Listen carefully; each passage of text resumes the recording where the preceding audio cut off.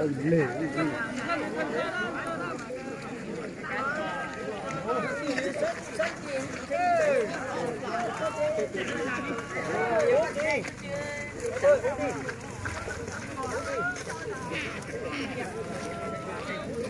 còn đấy giờ, thế là xem đấy giờ ấy. Rất là xa, chỉ cán trỏ thôi.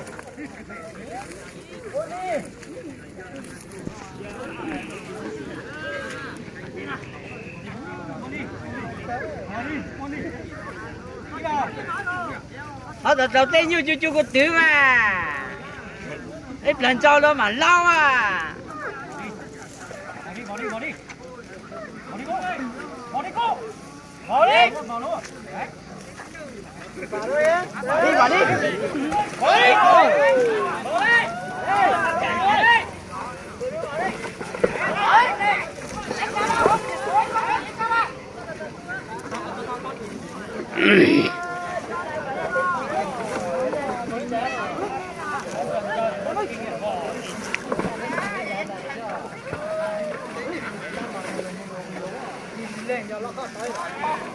Đấy, giết sao bò đấy.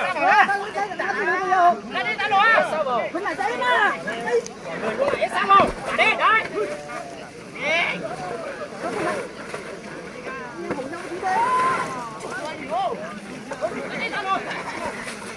Bò lùa đi. Giết sao bò đi. Giết sao bò đi. Sao bò đi. Cứ từ từ giết sao bò. Giết sao bò. Nhẹ xuống. Đè nha. Sao bò.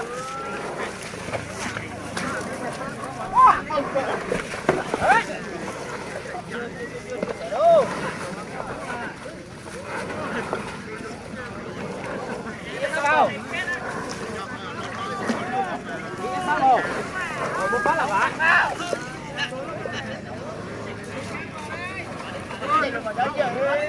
Bỏ luôn. Sao vào?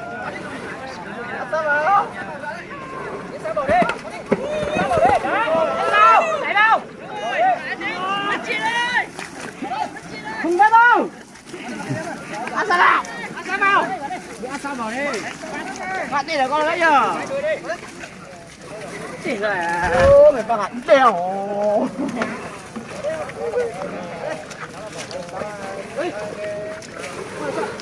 Không đi đâu. Cái đánh được rồi, nào phút đã. Thẳng bắn đây, anh giao thôi, thẳng bắn ok đây. Anh giao đâu không phải. Đi nào, cả luôn. Đấy. Phải đây. Đánh thế. Đánh đâu. Đấy, chứ nó hởi nhá. Ô. Để nữa vậy.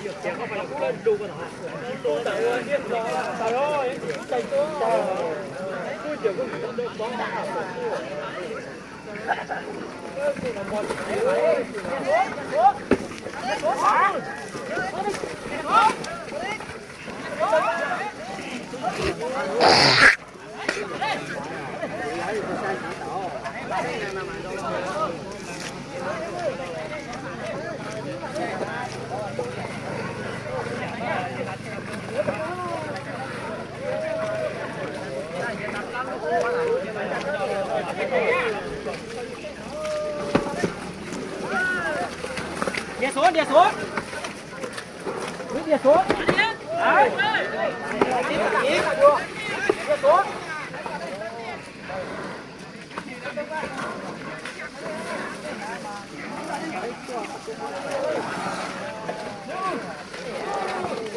Ui.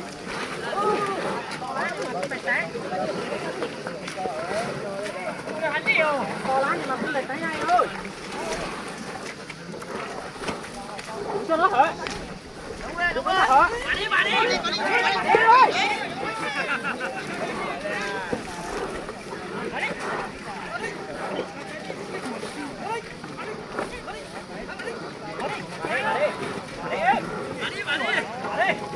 Đánh đây, không sao đâu.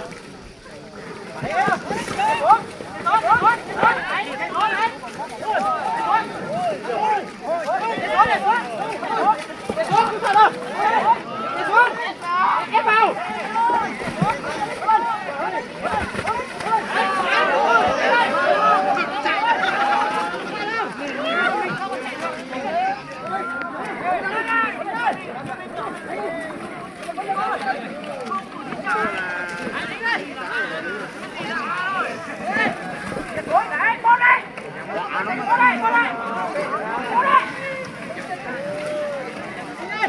Tí tía mà tụi bé nó dạ được cái gì cũng biết là có lên đó ha có tụi tôi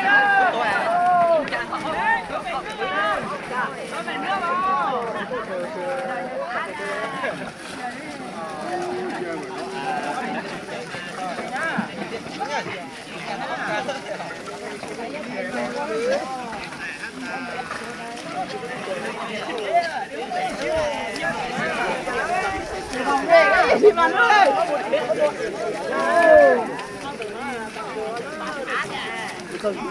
Này phải hết xương. Hả? Đây là.